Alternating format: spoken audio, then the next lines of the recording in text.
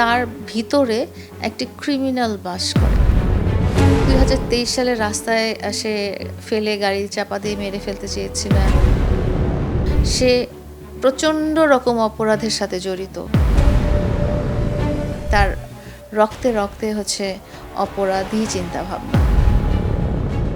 আমি অনেক আগেই বলেছিলাম, যখন আমি মামলাগুলো করি তার এগেনস্টে, তখন আমি বলেছিলাম যে তার ভিতরে একটি ক্রিমিনাল বাস করে, তার ব্লাডে একটা ক্রিমিনাল বাস করে। এবং আমাকে যখন ২০২৩ সালে রাস্তায় সে ফেলে গাড়ি চাপা দিয়ে মেরে ফেলতে চেয়েছিল, আমাকে যখন চোখ নষ্ট করে মুখ নষ্ট করে দিতে চেয়েছিল, তারপরে আমি একটা প্রেস কনফারেন্স করি এবং যেখানে আমি প্রজেক্টরে আমি স্লাইডের পর স্লাইডের ভিডিও দেখাই যে ২০১৮-১৯ সাল থেকেই সে প্রচণ্ড রকম অপরাধের সাথে জড়িত।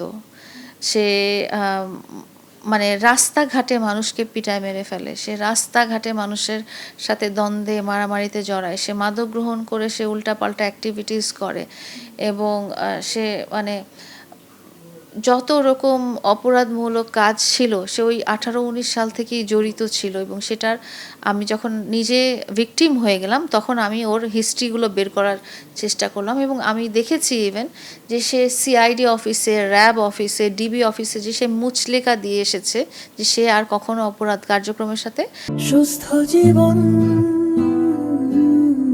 সুন্দর পৃথিবী জড়িত থাকবে না। যেহেতু তার কোনো বার্থ সার্টিফিকেট বা এনআইডি কার্ড ছিল না ওই টাইমে, তো যেহেতু তার সে দেখতে একটু ছোটোখাটো, সে সবসময় বাচ্চা শিশু বলে তার মা চালিয়ে দিয়ে এসেছে। তার মা সবসময় বলে, এখনও বলে যে মামুন তো ছোট, এখনও সে মহিলা ওরকম করে বলে। তো ওই সময় থেকেই মহিলা বাচ্চা শিশু এসব বলে। এবং আমি ইভেন এই প্রমাণও দিয়েছি যে তাকে যখন বারবার অ্যারেস্ট করা হতো ওই ছোটোবেলাতেই, যেটা তার মা বলতো যে ছোটোবেলা ২০১৮-১৯ সালে, তখন ওর মা বাবা বারবার থানাতে যে ওই ছোট মানুষ শিশু বা এই সেই এগুলো বলে ওনারা মুচলেখা দিয়ে ছাড়িয়ে নিয়ে আসতেন। তো এই মুচলেখা আর কতদিন দিবে?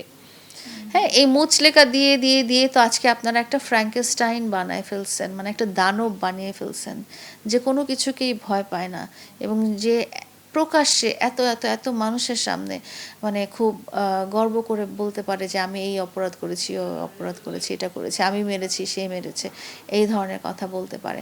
তো আমরা যদি ওই আমি যখন এই জিনিসটা ২০২৩ সালে একদম প্রেস কনফারেন্সকে সংবাদ মাধ্যমের সারা দুনিয়াকে জানিয়ে দিতে চেয়েছি, তখন কিন্তু দেখা গেছে আমি খুব ভিকটিম হয়েছিলাম, আমি খুব হাস্যরসের পাত্রী হয়েছিলাম। কারণ বিকজ হচ্ছে আমাদের এই যে অসম বয়সের ডিফারেন্সটা, সবাই ভেবেছে যে আমি হয়তো মামুনকে ইউজ করতে চেয়েছি এবং মামুনকে কোনোভাবে ট্র্যাপ করতে চেয়েছি। বাট এখন তো আপনারা প্রমাণ পেলেন যে মামুন আসলে বাই বর্ন ক্রিমিনাল এবং মানে তার রক্তে রক্তে হচ্ছে অপরাধী চিন্তাভাবনা। সে ওই ২০১৭-১৮ সাল থেকে তো আমরা দেখেছি ইউটিউবে এসেছে যে সে মুচলেখা দিচ্ছে তার অপরাধী কার্যক্রমের জন্য।